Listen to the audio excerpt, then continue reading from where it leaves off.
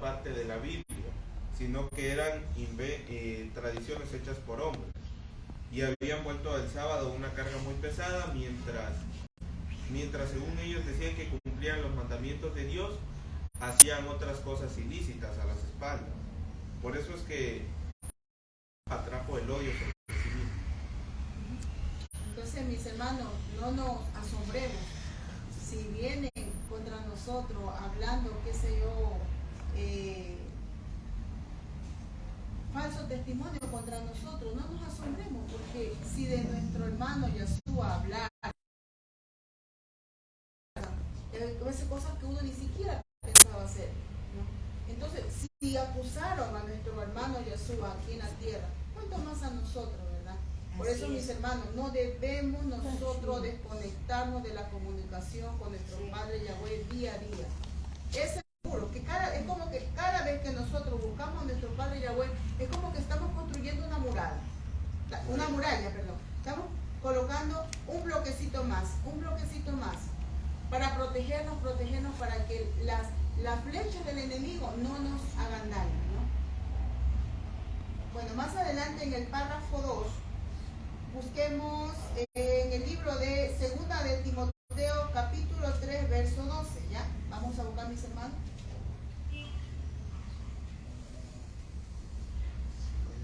Segunda de Timoteo, capítulo 3, verso 12. Todos los que quieran vivir piadosamente en Cristo Jesús serán perseguidos.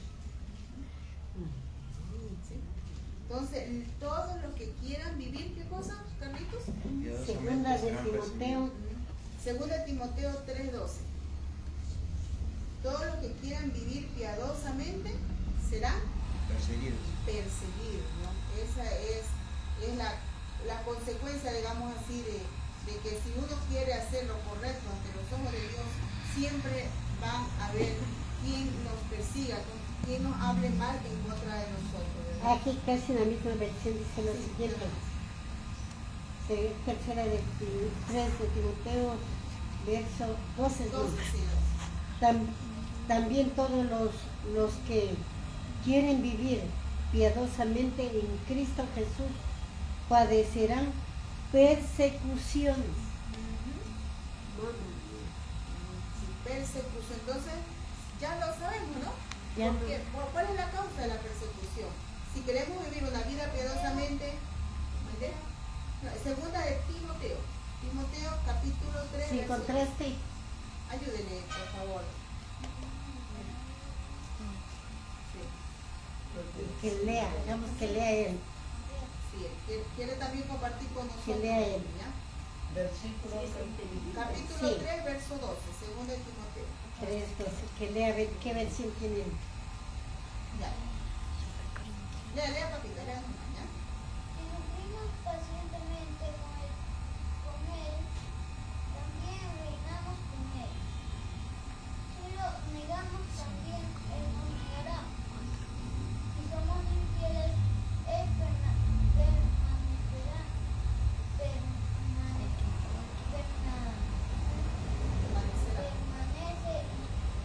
fiel, pues no desmentirse a sí mismo. Era 3:12. Sí, 3:12. Segunda de Timoteo 3:12, en nosotros otra versión. Sí.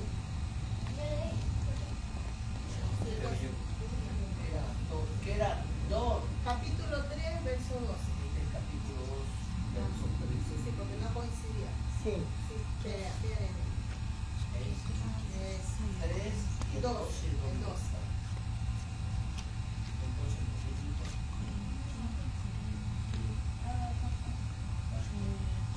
De igual manera serán perseguidos todos los que quieran servir a Dios en Cristo Jesús. Que se mienten tanto los pecadores y los embusteros irán de mal en peor, y en los justos, los engañadores y los engañados.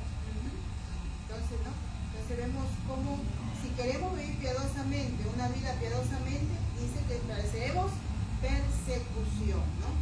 Y en el siguiente párrafo, en el párrafo 3 de la página 324, dice lo siguiente.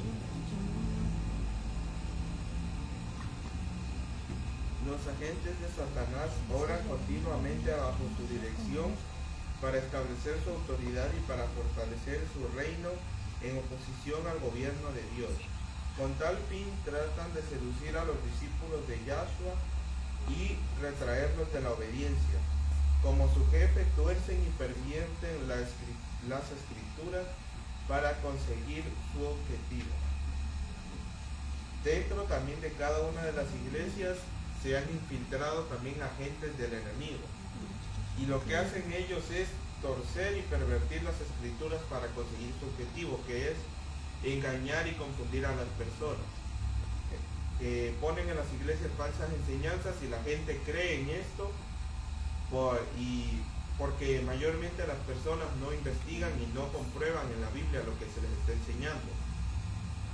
Y por eso es que la obra de Satanás ha tenido tanto éxito. Por eso también es muy importante que cada uno de nosotros no nos confiemos de nada más lo que se enseña aquí en la iglesia, sino que cada uno de nosotros en nuestros hogares comprobemos que esa enseñanza se encuentra en la Biblia y que está acorde a lo que Dios dejó.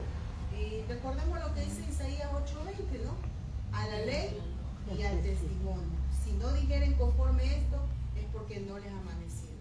Entonces, siempre por un escrito está. Seamos como los berianos, como siempre repetimos aquí, como los berianos, nuestros hermanos berianos, ¿qué hacían?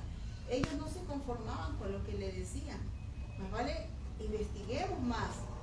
Porque cada cual no debemos dejar que otros nos digan lo que dice la Biblia, sino nosotros mismos estudiarla, escudriñar. Por eso dice Pablo, recomienda un poquito aquí, un poquito allá, ¿no? Y siempre, cada vez al abrir la palabra de nuestro Padre Yahweh, pedir la dirección del Espíritu Santo, ¿verdad? Eso es lo que tenemos que hacer nosotros. Dice, así como Satanás trató de acusar a Dios, sus agentes tratan de vituperar al pueblo de Dios.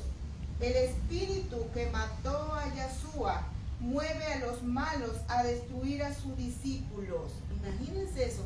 El mismo espíritu que un día, antes de ser crucificado, nuestro hermano Yahshua, ¿qué decía? Crucifíquenlo, crucifíquenlo. Ese mismo espíritu dice que se posesiona sobre los que quieren vernos mal, que quieren ver que la obra siga avanzando, ¿no? Incluso ahí en el grupo, creo que en el libro de Sábado, toda la gente, creo que había, que decía que incluso en ese grupo habían personas que habían sido curadas por nuestro hermano Yahshua. Y esas mismas, claro, no todos, esas mismas personas estaban en ese grupo posesionadas por este espíritu inmundo, que es espíritu del enemigo, que ellos mismos le gritaban, crucifíquenlo, crucifíquenlo. A veces hay personas que uno le ha hecho un bien y vienen y uno dice, pero ¿por qué? Si yo no le hice nada malo, ¿por qué se ensaya contra mí? Entonces ahí está la respuesta, son espíritus que andan deambulando y se posesionan sobre nuestras mismas personas. O sea, las mismas personas que han compartido alguna vez con nosotros se posesionan y quieren hacernos daño, ¿no? Exactamente. Sí, por eso les comento que inclusive hermanos que uno se ha conocido de años, a mí me ha quedado asombrada, hermana que tantos años he conocido, pues realmente se ha metido en su corazón la envidia, no hay otra cosa más. Exactamente, sí. Entonces, yo creo que por esa gente hay que orar, Exactamente. orar Eso es lo que mucho, se puede hacer. clamar al Señor y dejar todo en manos de Él, nada más. Sí, eso. Asunto arreglado. Como ser humano nos duele, ¿verdad? Claro que nos duele bastante, Sí, claro. nos duele bastante. Sí, como ser humano nos duele que venga, por ejemplo, hasta si un mismo familiar viene y habla en contra de nosotros, uno dice, ay, pero ¿por qué? ¿Qué pasa? ¿No? Entonces, hasta nuestros mismos hermanos que un día compartieron con nosotros, vienen y hablan falso testimonio contra nosotros. Eso duele, hermano, eso duele mucho. Pero Eso más duele nos mucho. duele, por ejemplo, cuando son hermanos espirituales.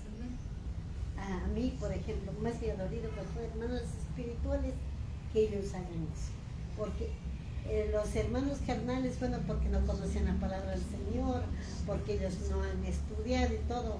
Pero un hermano carnal, y ahora que vemos aquí, que el Señor a quien le curó, a quien le sanó, él fue el enemigo. Claro, que le Así decían, es que nosotros, ¿qué Claro. esperamos? que le decían crucifíquenlo, ¿no? Sabemos que él no merecía morir en la cruz del Calvario. Sí, de esa forma se sanó. Dice, pero ya lo había predicho la primera profecía, ¿no? Como recordemos lo que dice en Génesis 3:15, lo que vimos al inicio. Enemistad pondré entre ti y la mujer, y entre tu simiente y la simiente suya, y así acontecerá hasta el fin de los tiempos, ¿no? Entonces esto ya es profético, ¿no? Que siempre va a haber esa enemistad entre el bien y el mal, ¿verdad?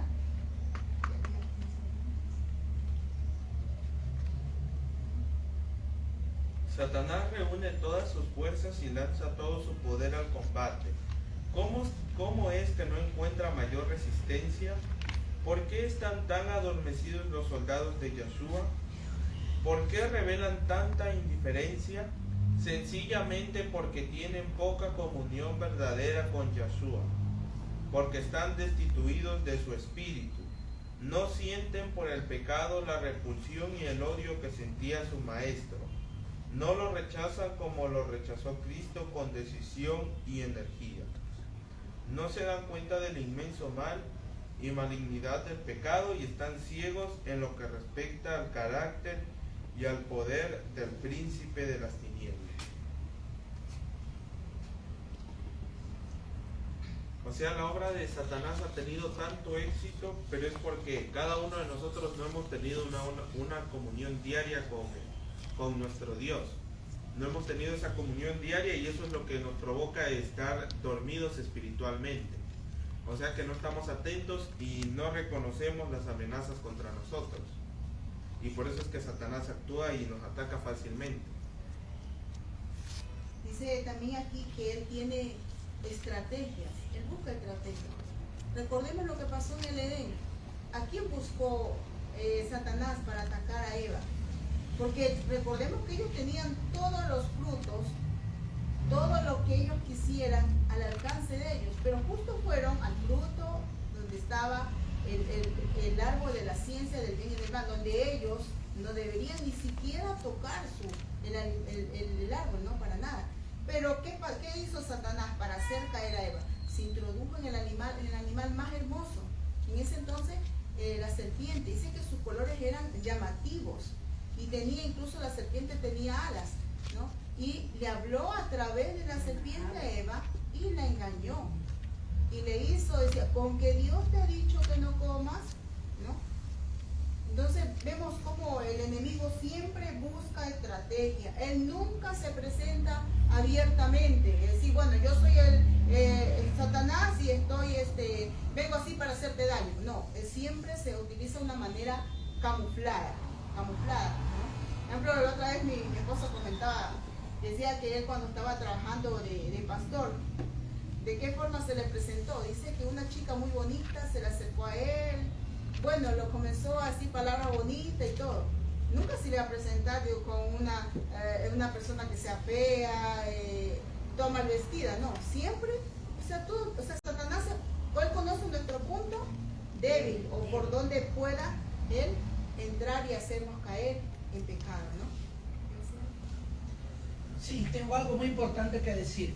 Yo creo que nosotros como hermanos saben por qué caemos, porque somos débiles espiritualmente. ¿En qué forma?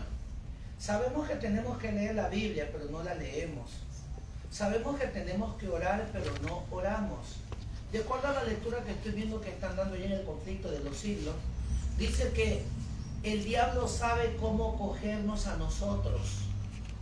Nuestra debilidad, por ejemplo, si mi debilidad fueran las mujeres, el diablo siempre me va a seguir por las mujeres. Me va a poner una mujer bonita, hermosa, una chica fácil. Pero, si esa va a ser mi debilidad, pero si yo permanezco al diario de rodillas, orando, poniéndome las manos de Dios, yo les aseguro que el diablo no va a poder. No va a poder, porque usted está tomado de la mano de Dios. ¿Saben por qué? La experiencia que le está contando mi esposa a mí me pasó, fue mi primer año de pastor cuando yo estaba en Guayabamba, de Quilindé para adentro, ahí en la golondrina, ¿no? Fue una chica muy bonita. Yo vivía en una casa grande, tenía 3 cuartos. Y de repente, miren cómo sucedió la cosa. Por eso tenemos que tener cuidado. ¿A quién llevamos nuestra casa? ¿A quién metemos nuestra casa? Yo estaba allí cuando de repente llegó la señora. Yo le daba curso bíblico a ella y a 2 hijas solteras, jovencitas. La una tenía 16 años, pero ella tenía un hijito. De repente dijo, oiga, me echaron de la casa y no tenemos a dónde ir. Vea, pastor, usted de buen corazón, vea. Ténganos un día ahí en su casita hasta que nosotros consigamos un cuartito para cruzarnos. Y yo me puse a pensar, pues yo le doy clase bíblica. Bueno, está bien.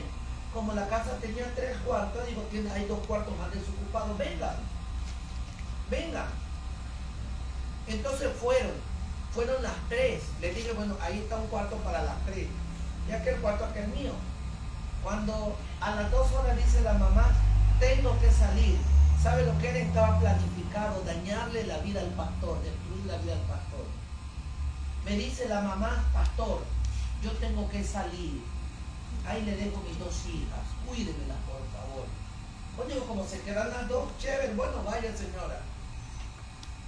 A la hora que salió la mamá, dice la hija mayor, ¿sabe qué? Yo voy a salir. Dice, pastor, ahí le dejo a mi ñaña. Y yo vivía solito. Miren cómo fue la situación. Yo vivía solito. Se fue ella y ahora sí. En la noche tenía un hermoso tema, estaba dando unas conferencias. Y justo esa noche me tocó dar un tema sobre las relaciones sexuales fuera del matrimonio. Y me dio un tema muy bonito porque estábamos preparados para eso. Terminé el tema y yo me recuerdo que yo me fui a mi cama y puse unos cánticos de Eddie Aravena, un artista muy conocido. Yo estaba cantando allí, hermanos, y cuando de repente yo estaba así, y así, escuché una voz que decía, venía de afuera, de la sala. Una palabra media rara, esta noche me vio lo más pendejo. Así. Pero yo que iba a creer que era para mí, pues. y justo, para mi buena suerte, o sea, mi mala suerte, yo estaba así, acostado así. Y cuando viene esa voz viniendo, y cuando me di cuenta que me escucho esa voz que me dice, esta noche me vio lo más pendejo, al frente mío. Y cuando la veo que ella viene, se había puesto un tentador allí para provocarme. Dice, aquí por el pastor no se salva, cae porque cae. Y por eso les digo que nosotros caemos cuando estamos apartados de Dios, cuando no hacemos lo que tenemos que hacer. Y en una semana de oración, y yo me levantaba a 4 de la mañana a orar, a leer la Biblia, a poner que Dios me dé fuerza, que yo quería tener éxito en mi campaña que estaba haciendo. Y yo sabía que si yo me acostaba con alguien, yo iba a dañar mi campaña. Y yo tenía en mi mente, en mi corazón, que yo era el pastor de la iglesia. Y saben, cuando yo la vi allí, y cuando yo la vi ya de frente, ella era una mujer toda atractiva, bien bonita, pero al ver el rostro, no era el rostro de una mujer, era el rostro de algo horrible, feo, que venía hacia mí. Y entonces en ese momento yo me recordé lo que mi pastor me había enseñado. Había el pastor Daniel de Brum, un pastor extranjero. Y me dijo, cuando tú veas esas cosas raras así, de una, repite la frase, la sangre de Yahoshua me libra de todo pecado. La sangre de Cristo tiene poder. Y cuando yo le dije así, en el nombre del Señor Yeshua, apártate Satanás, la sangre de Jesucristo me limpia de todo pecado, ella saltó y brincó y dice, uy, como que despertó. Y ahí me dice, disculpa, y digo, pero ¿no te das cuenta que yo soy tu pastor? Y ella me dice, sí, corrió y se fue a su cuarto. Cuando ella hizo esa hazaña, yo me levanté, cerré mi puerta y me puse de rodillas a pedirle que Dios me dé fuerza, que me limpie y me proteja de todo mal. A la mañana, a las 4 de la mañana, así mismo, ponemos a orar y a cantar. Cuando a las 7 de la mañana se levanta ella y me dice, te estaba esperando toda la noche y no fui. Pero ahora sí creo que me demuestra que eres un rey. Hermanos, amigos, nosotros no necesitamos de fácil para el diablo. Si usted y yo nos ponemos en las manos de Dios, nosotros vamos a vencer cualquier circunstancia que el enemigo nos ponga, pero siempre y cuando estamos consagrados. Si no estamos consagrados, somos presa fácil para el enemigo. Pueden continuar. Exactamente. Solamente Sí, hermano. una partecita. Un hermano israelita nos daba clase y decía, ustedes tengan la costumbre, siempre, siempre oren de rodillas. Cuando usted ora de rodillas, nadie les puede hacer daño, por más que tengan listo en la taza puesto el veneno para que usted tome, no puede hacer. ¿Por qué? Porque usted oró de rodillas. Nuestra clave que es orar de rodillas para todo, de rodillas. No orar ni sentados ni acostados, sino de rodillas, el enemigo ahí. No sirve de nada Muchas más gracias. que maña de eso. Me retiro, dice. El enemigo se lo vence de rodillas. Eso. Parece que uno, no, el que está de rodillas ya se doblegó, ya cayó. Mentira. Ahí nosotros nos fortalecemos más. Sobre todo, encomendarnos a nuestro Padre Yahweh todos los días. ¿Qué dice en el libro El Camino a Cristo? Conságrate a Dios todas las mañanas. Haz de esto tu primer trabajo. Eso que se nos quede aquí, mis hermanos. No solamente se nos quede aquí, lo practiquemos. Lo practiquemos. Hagamos nuestro culto personal, nuestro culto familiar. Hagamos todo, mis hermanos. Esa es nuestra barrera. Esa es nuestra arma más letal contra el enemigo, ¿no? Como dice la lección, el peor enemigo del hombre. ¿Cuál es el peor enemigo del hombre? Satanás. Digámoslo así, Satanás, ¿no? Debemos siempre estar alerta a cada una de las estrategias que quieres decir, dígame.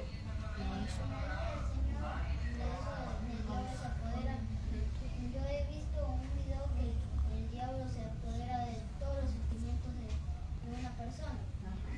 En este video se apoderó de una madre que se le murió su hijo, que no era era pobre. De ahí no fue una muerte, no se sabe cómo murió el chico, pero como dice el video que el diablo se apoderó del niño, salió de la tumba, el niño cuando murió en la noche salió de la tumba y cuando la madre lo vio se lo llevó a la casa y todo, y como a las 3 de la mañana el niño se levantó como que estuviera ya poseído por el diablo mismo, buscando a la madre para matarla, pero como la madre, como la vecina, su amiga también la vio, le amó y la amiga también se puso a rezar y ya no le pasó nada y ese demonio ya se fue y no apareció más. Exactamente. ¿Cómo sabemos que los que ya vamos al descanso, qué pasa? Dice que el espíritu vuelve aquí, a nuestro Padre Yahweh que lo dio. ¿Y el cuerpo dónde va? Al polvo o a la tierra de donde vino, ¿verdad? Entonces era como tú dices, ¿no? Es un espíritu inmundo. Como sabemos, el enemigo, Satanás, él no está trabajando solo aquí en la tierra. Él tiene muchos ángeles malignos que él engañó en el cielo. Cuando comenzó la guerra, comenzó Satanás a llenarse de orgullo, quería ocupar el lugar de Dios, ¿no? Entonces él está actuando. Por eso cada día nosotros debemos de buscar a nuestro Padre Yahweh de rodillas, como dice la hermana Said, de rodillas, ¿no? Para así poder vencer al enemigo, ¿no? Entonces es lo único que nosotros nos queda, ponernos de rodillas y se apartará todo espíritu inmundo a nuestro lado, ¿no? Cualquier dificultad que tengamos, ahí está la ayuda, nuestro socorro, nuestra fortaleza, ¿verdad? Vamos a buscar en la parte última de párrafo 325 dice algo muy importante lo que le pasó al rey Salomón, ¿no? Recordemos que el rey Salomón, ¿qué pidió él? Sabiduría. Pero lamentablemente, vamos a ver qué pasó más adelante, dice, por medio de la férvida sin entera confianza en Dios, Salomón alcanzó un grado de sabiduría que despertó la admiración del mundo. Pero, aquí está el pero cuando se alejó de la fuente de la fuerza y se apoyó en sí mismo, cayó presa de la tentación. Entonces, las facultades maravillosas que hablan sido conocidas al más sabio de los reyes, solo le convirtieron un agente tanto más eficaz del adversario de las almas, ¿no? Entonces, imagínense, Dios le concedió sabiduría a Salomón, pero ¿qué pasó más adelante? Salomón se desvió de los caminos de nuestro Padre Yahweh y ya no pasó a ser parte del ejército de nuestro Padre Yahweh, sino ya pasó a ser parte del ejército del enemigo, ¿no? Porque se desvió, dice que puso su confianza en sí mismo y ya no confiaba en Dios, ¿no? Salomón es que tenía 1000 mujeres. Exactamente, por eso se desvió, dice los caminos. Ya. Satanás se oculta a la vista y furtivamente les pone su venda engañosa sobre los ojos. No pueden ver que semejante compañía es la más adecuada para perjudicarlo. Y mientras más se van asemejando al mundo en carácter, palabras y obras, y más se van cegando. O sea, Satanás cuando nos engaña prácticamente es como que si nos pone una venda en los ojos y no nos damos cuenta cómo vamos nosotros avanzando cada vez más hacia nuestra ruina. Y no nos estamos dando cuenta que nos estamos destruyendo a nosotros mismos. Al conformarse la iglesia con las costumbres del mundo, se vuelve mundana, pero esta conformidad no convierte jamás al mundo a Cristo. A medida que uno se familiariza con el pecado, este aparece inevitablemente menos repulsivo. El que prefiere asociarse con los siervos de Satanás dejará pronto de temer al Señor de ellos. Aquí vemos también la obra que Satanás ha hecho en la iglesia anteriormente, cómo fue poco a poco introduciendo el paganismo, y los líderes se habían cegado tanto que no se dieron cuenta. Incluso miremos ahora a qué nivel de apostasía han llegado todas las iglesias. Se ha desviado totalmente del mensaje y la palabra de Dios. Entonces vemos cómo el enemigo es tan astuto, ¿no? Que él busca de una manera u otra hacer caer al pueblo de Dios. Y así destruir el plan de salvación que nuestro Padre Yahweh ha hecho para cada uno de nosotros. Porque sabemos que nuestro Padre Yahweh quiere que nosotros haya una conversión. No solamente que creamos, todos creen, dice, hasta los demonios creen y tiemblan. No solamente es creer, sino también uno aceptar a nuestro Padre Yahweh en nuestra vida, ¿no? En el último párrafo de la página 326 dice lo siguiente: Satanás asaltó a Yeshua con sus tentaciones más violentas y sutiles, pero siempre fue rechazado. Esas batallas fueron libradas en nuestro favor. Esas victorias nos dan la posibilidad de vencer. Yeshua dará fuerza a todos los que la pidan. Nadie sin su propio consentimiento puede ser vencido por Satanás.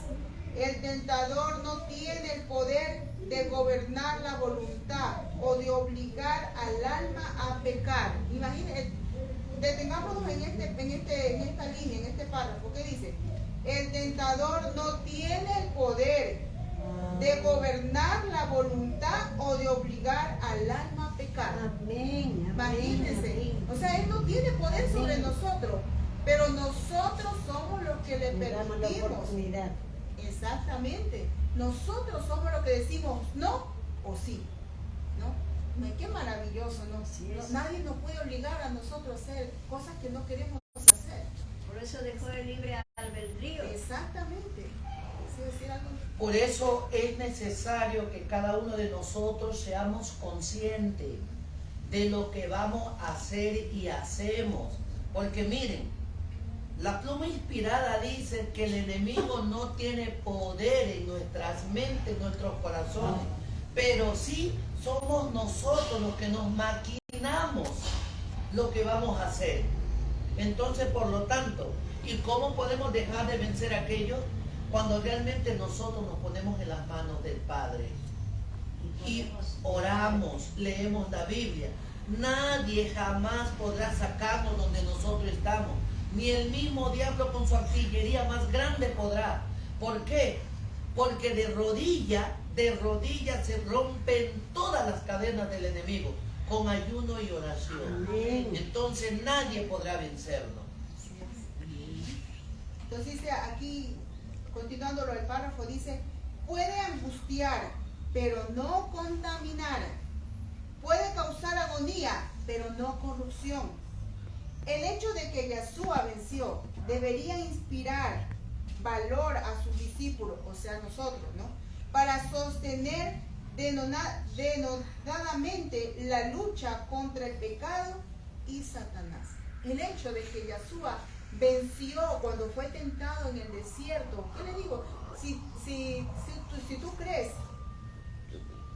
que Dios mandará, que el Padre mandará a sus ángeles que te socorran, lánzate, lo llevó, dice, al edificio más alto, ¿no? A la peña más alta, lánzate, que van a mandar, ¿qué dice? Que mandará a tus ángeles, ¿para qué? Para que te cubran y no te pase nada malo, ¿no? Entonces, él fue tentado de muchas veces, se fue tentado en todo, pero sin pecado, ¿no? Así mismo nosotros tenemos tentaciones, pero ¿quién nos ayuda a soportar esas tentaciones, a vencerlas?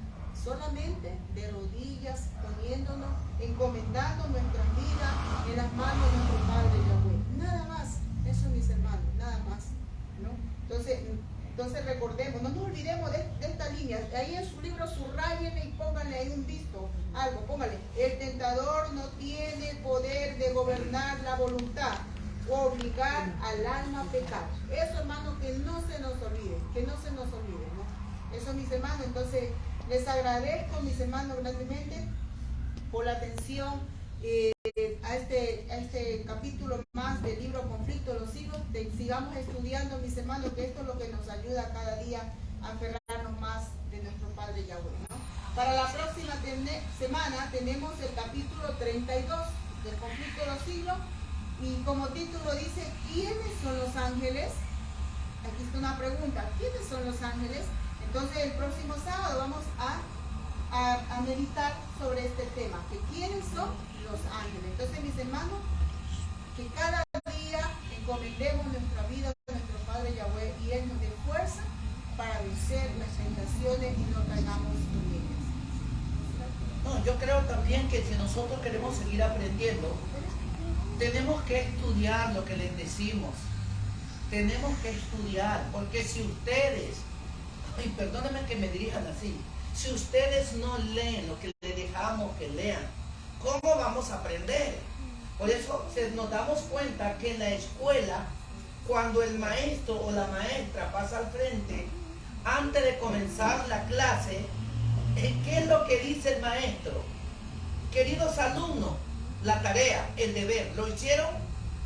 ¿Qué responden los estudiantes?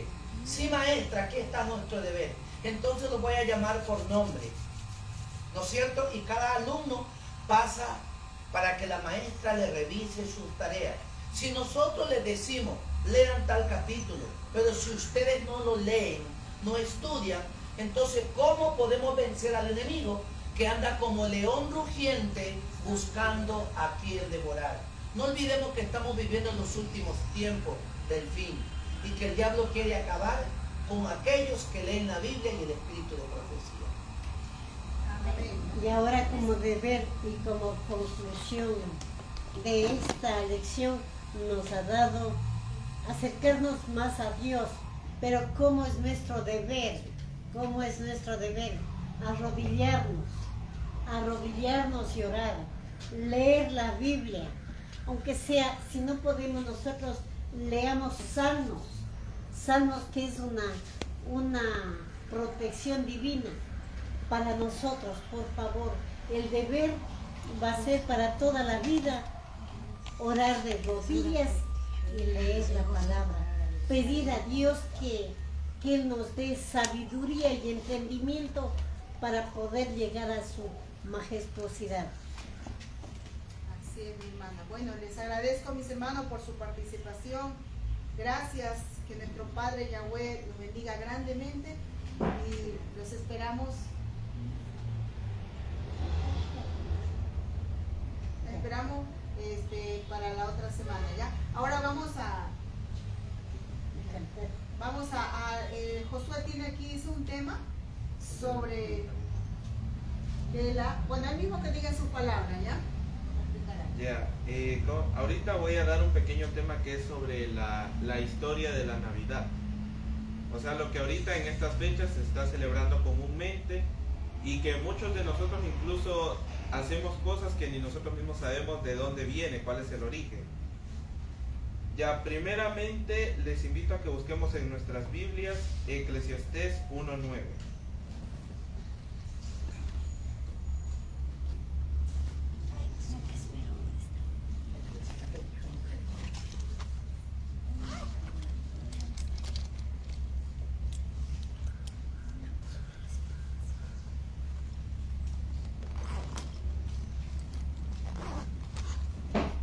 Eclesiastés 1:9.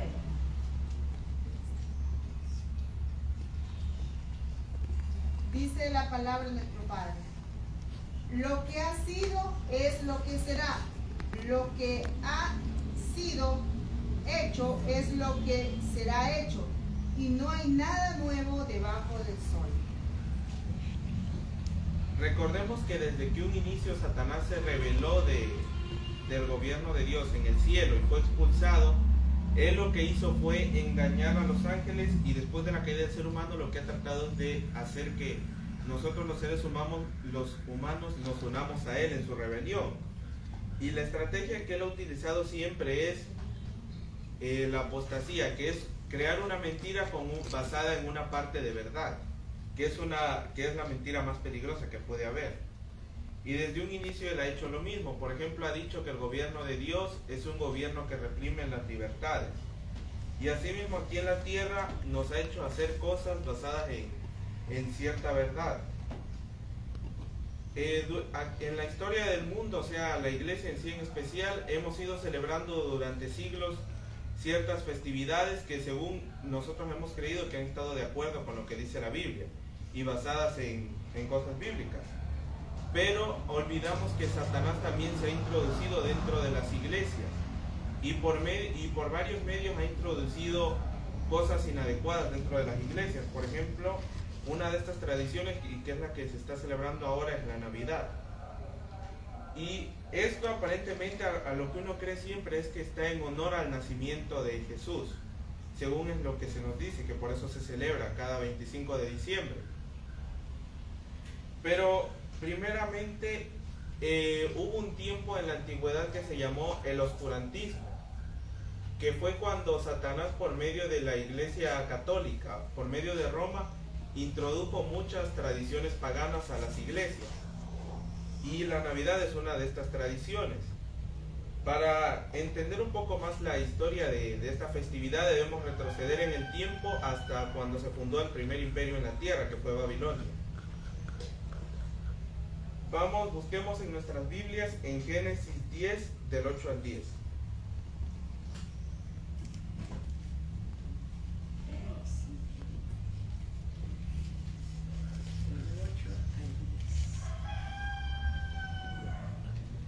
En este versículo aquí nos aparece uno de los personajes de esta historia, que es el rey Nimrod, que fue el primer rey de Babilonia.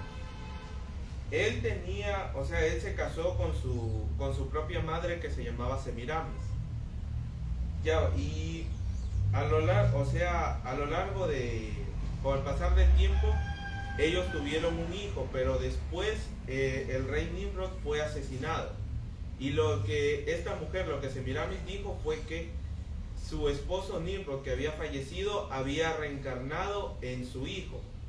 Y ella, después de que su esposo Nimrod falleció, ella se dirigió hasta un pino, que es el árbol que normalmente se pone en estas épocas dentro de las casas. El árbol de Navidad, que uno dice. Sí. ella se dirigió hasta este árbol y ahí empezó a adorar al sol, porque primero ella decía que su esposo Nimrod, que había muerto, había reencarnado en su hijo y también a la misma vez en el sol, y por eso ella adoraba al sol. Y cuando ella que adoraba debajo del pino, ella quedó embarazada. Eso fue lo que ella dijo, cuando sabemos que eso es imposible, obviamente. Pues ella era la reina de Babilonia y podía estar con los hombres que ella quisiera, así que eso no fue un embarazo milagroso. De lectura, por favor. Ya. En la versión hebrea dice, Sí, del 8 al 10. dice Génesis capítulo 10 del 8 al 10, dice, Cus Cus engendró a Nimrod. Él comenzó a ser un gigante sobre la tierra y fue un cazador gigante delante de Yahweh. Por esto la gente dice, como Nimrod, un cazador gigante delante de Yahweh. Su reino comenzó con Babel, Erech, Akkad y Calnet en la tierra de Sinar.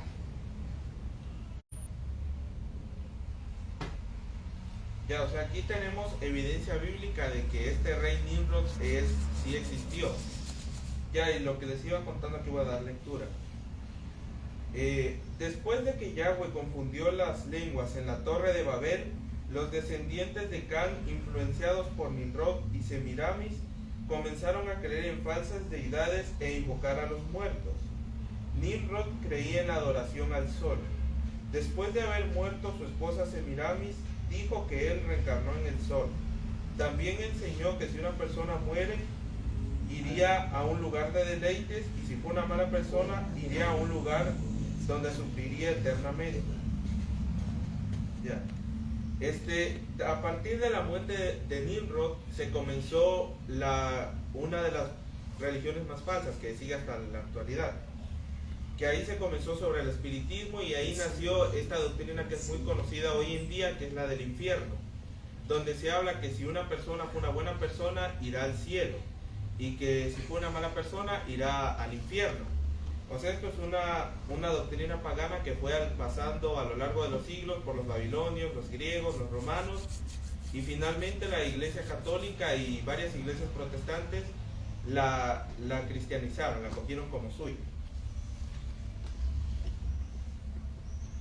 Ya, como sabemos, cuando el ser humano cayó en el jardín del Edén, Dios hizo la promesa de que enviaría a un redentor.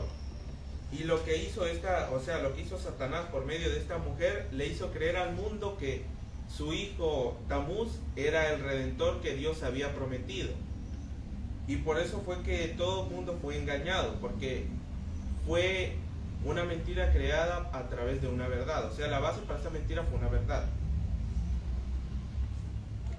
Luego Semiramis murió, y según se cuenta ascendió a la luna, pero como no estaba lista para estar, como su esposo no estaba lista para estar con ella, la envió de nuevo a la tierra en un huevo a las orillas del río Éufrates. Y lo primero que hizo fue convertir un pájaro en un conejo que puede poner huevos. ¿No se les hace un poco familiar esta historia? Es lo que también hoy día se celebra comúnmente como la Pascua, que se celebra aquí en Latinoamérica, casi no es muy común, pero más es común en Estados Unidos y Europa, sobre el conejito de los huevos de Pascua, que deja los huevitos de chocolate y todo eso. Pero en sí, esta tradición tiene un trasfondo, como se dice, un trasfondo más oscuro, porque en la antigüedad lo que se hacía era que se sacrificaban niños, y con la sangre de estos niños se pintaban los huevos. O sea, esta tradición se celebraba con sacrificios humanos. Y ya después de que Semiramis murió, lo que se hizo fue que los ciudadanos de Babilonia los ascendieron a deidades. Y su esposo Nimrod pasó a llamarse como el dios Baal, y Semiramis pasó a conocerse como la diosa Ishtar o Astarte, que también, como podemos ver en la Biblia, el pueblo de Israel, cuando cayó en apostasía, llegaron a adorar a estos ídolos. Busquemos en nuestras Biblias en Jueces 10:6.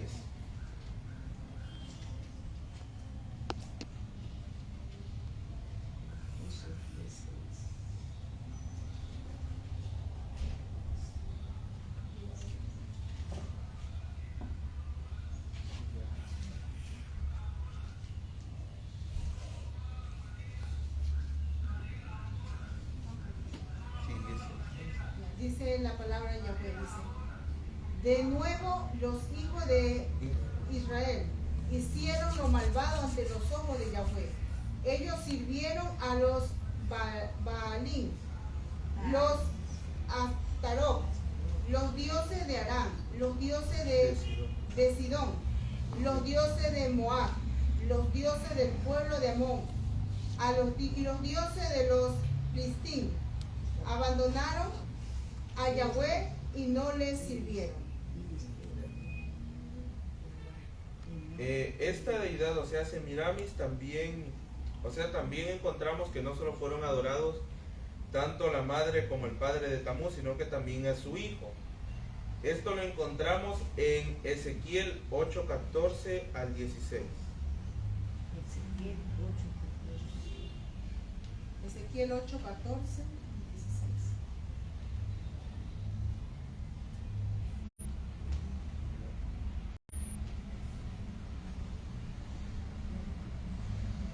Él me trajo a la entrada de la puerta norte de la casa de Yahweh, que mira al norte, y allí delante de mis ojos había mujeres endechando a Tamuz, Ben Adán. Él me preguntó, ¿has visto esto? Verás prácticas más abominables que esta. Él me trajo al patio interior de la casa de Yahweh, y allí a la entrada del templo de Yahweh, entre el vestíbulo y el altar, había alrededor de 25 hombres con sus espaldas hacia el templo de Yahweh y sus caras hacia el este, y ellos estaban adorando al sol. Aquí, como vemos, la adoración hacia Semiramis, Nimrod y Tamuz no es algo reciente, sino que es una mentira que viene de muchísimos siglos atrás. Y con el pasar del tiempo fue siendo adquirida por varias culturas. Por ejemplo, o sea, aquí viene también el origen de una de las doctrinas, que es la Trinidad. O sea, desde siempre todas las culturas paganas han tenido como la cúspide del poder entre sus deidades a tres dioses. Los egipcios, por ejemplo, los llamaron como Isis, Osiris y Horus. Y cuando dominaron los griegos les cambiaron de nombre y se pasaron a llamar Zeus, Afrodita y Eros. Y cuando pasaron a dominar los romanos, se priorizó más la adoración de la figura materna y del hijo, que vendría a ser la diosa Venus y Cupido. Ya. Con el pasar de los siglos y a la iglesia, al convertirse al cristianismo, simplemente lo que se le hizo fue cambiar de nombre. Lo que se le hizo fue cambiarle de nombre a cada una de estas deidades. Semiramis pasó a ser puesta en lugar de la madre de Yahshua aquí en la tierra, se pasó a llamar María. Nimrod se pasó a llamar José, y el hijo se pasó a llamar el niño divino o el niño Jesús, que se conoce actualmente. Y ahora vamos a hablar un poco de la tradición del árbol de Navidad. También antes de Navidad tenemos la celebración que se conoce como la Cuaresma. Y esto se hizo después de que, a lo que Tamuz falleció, las sacerdotisas lo que hicieron fue ayunaron durante 40 días y 40 noches, en las que solo se comía pescado, nada más. Ya, y después de este periodo, debajo de un árbol, de un pino que se cortaba y se metía a cada una de las casas y se lo adornaba con oro y muchos más adornos, se hacía un intercambio de regalos, que es muy similar a lo que se hace en la actualidad. También la Biblia, o sea, lo que hoy se conoce como el amigo secreto, o sea, se sorteaban los regalos y se intercambiaban entre sí. También la Biblia nos amonesta sobre esto, en Jeremías 10, del 3 al 5.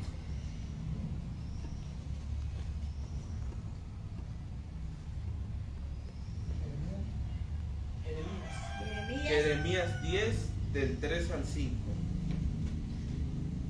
10 del 3 al 5. Porque las costumbres de las naciones son vanas. Ellos cortan un árbol en el bosque, la obra de un artesano o la imagen fundida, son embellecidas con plata y oro. Ellos lo aseguran con martillo y clavos para que no se mueva. Como un espantapájaros en un huerto de pepinos, no puede hablar, pero no puede hablar. Tiene que ser llevado, porque no puede caminar. No le tengan temor. No puede hacer nada malo. Asimismo, no puede hacer nada bueno. Aquí, como vemos, o sea, Dios no está de acuerdo con estas tradiciones. Incluso el árbol de Navidad, como vemos, también tiene un contexto pagano. Y en la antigua Roma se celebraba una fiesta muy similar a la Navidad. Varios siglos después, en la época del Imperio Romano, esta fiesta pagana pasó a llamarse como la fiesta de la Saturnalia, en la cual se tomaban 5 días de vacaciones y dentro de la casa se ponía un pino adornado con oro y plata. Se realizaban grandes cenas y banquetes, se tomaban los mejores vinos y las casas se adornaban con muchas antorchas como símbolo del renacimiento del dios Sol. Cada 25 de diciembre era el día principal de esta fiesta. O sea, los romanos también lo celebraban, sino que le llamaban por el nombre de las Saturnalias. Y adornaban sus casas con muchas lámparas, ya que en ese entonces, como ahora, no habían las lucecitas. En la actualidad lo que se hace es poner los focos navideños que se decoran las casas. Y estas luces lo que simbolizaban era el renacimiento del dios Sol, o sea, el día del solsticio solar. Luego de varios siglos después, en el cristianismo esta fiesta pagana se cambió de nombre y pasó a llamarse Navidad, en la cual se coloca un árbol decorado con muchos adornos, se hace intercambio de regalos y se prepara una gran cena. Se toman los mejores vinos y las falsas deidades se cambiaron de nombre. Semiramis pasó a llamarse María, Nimrod, José y Tamuz, el niño Jesús. Como sabemos, esto se conmemora cada 25 de diciembre. Y esto nos debe quedar muy claro y de una lección de que nosotros no debemos simplemente seguir los pasos del mundo. Porque la iglesia primitiva cometió este gran error de seguir las tradiciones del mundo para, según, adherir a más personas. Y veamos ahora el error en que ha caído nuestra iglesia y todas las demás iglesias. Hemos caído en estar celebrando fiestas paganas y que nada más que no nos hacen meditar en lo que en realidad importa, que es lo que Dios hizo por nosotros en el verdadero sacrificio, que es de mandar a su Hijo a morir por nosotros, lo cual no tenemos que esperar específicamente esta fecha para hablar del tema. Podemos hacerlo en cualquier época del año.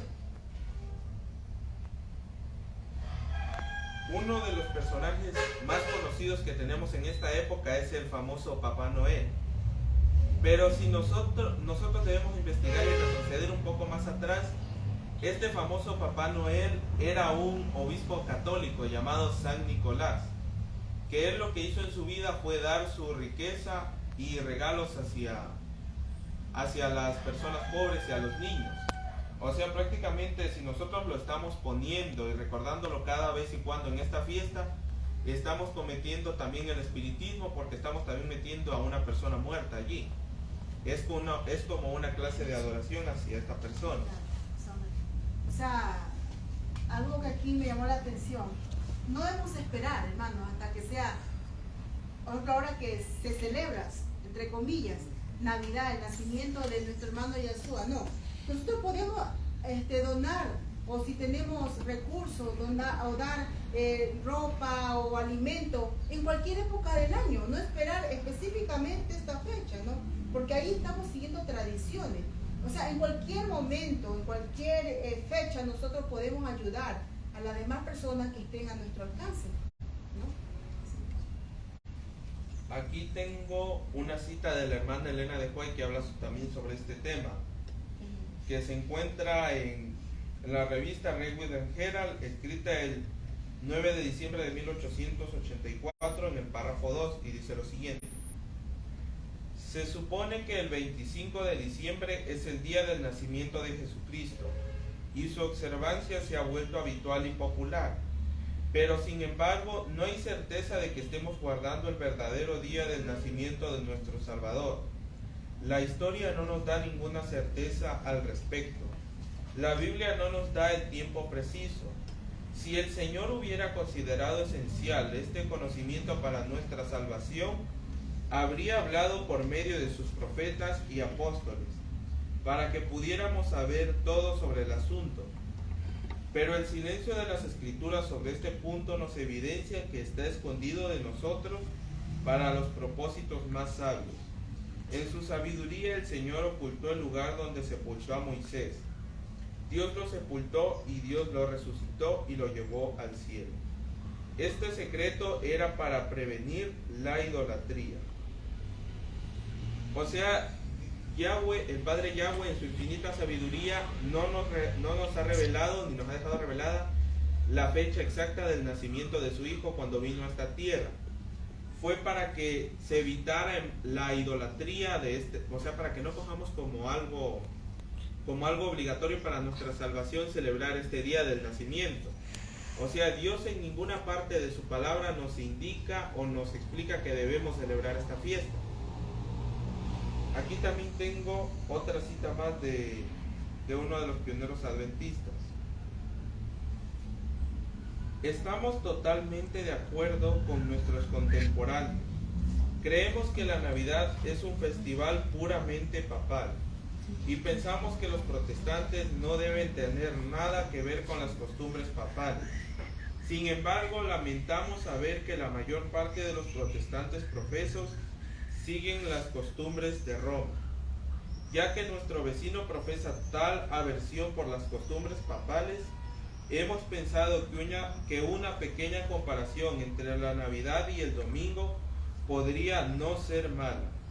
Demostremos que ambas son instituciones papales, que han sido tomadas como todas las demás costumbres de la Iglesia romana, del paganismo.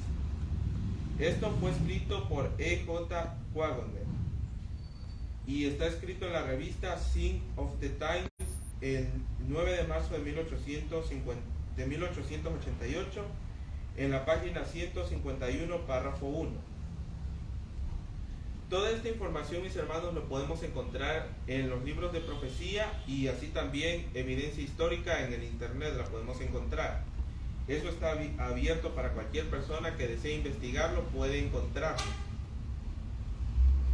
Y debemos darnos cuenta de una cosa más, que nuestros pioneros adventistas jamás celebraron la Navidad, incluso no aprobaban esta celebración.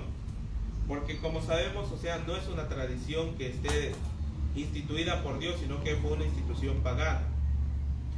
¿Y cómo es posible ahora que nuestra iglesia adventista, incluso dentro de la iglesia en el púlpito, se llegue a poner un árbol de Navidad o un pesebre? Esto es completamente apostasía, porque abominación ante los ojos de Dios, porque Dios ya reveló a nuestro pueblo adventista y a todo el mundo que esta fiesta no es de celebrarla, porque es una celebración pagana. Por eso nosotros celebrar una tradición. Debemos primeramente investigar y saber si Dios está de acuerdo con esto. Gracias. Gracias, mis hermanos.